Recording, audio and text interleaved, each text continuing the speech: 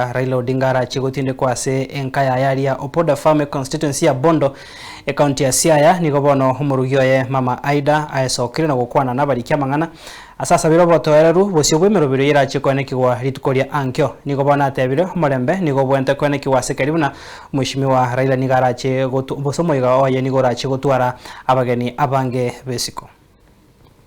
The situation that we found ourselves in today, none of us knew that the time had come that my dear husband, Raila Odinga, was going to leave us. But since the time has come, we have to deal with it the way it is. I just want to make a small statement concerning the situation. I know Raila was loved by his people,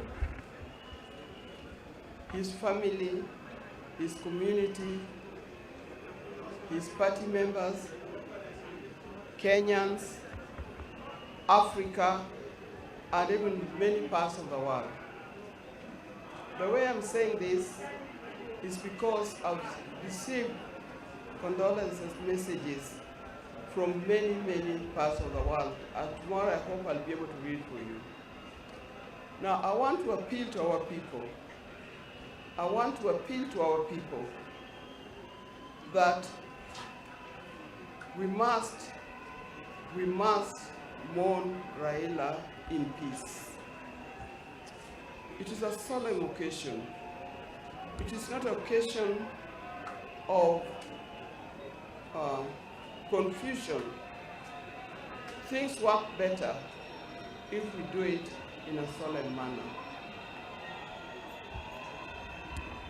I want to appeal. I've been to many international funerals. I was in the funeral of Nelson Mandela.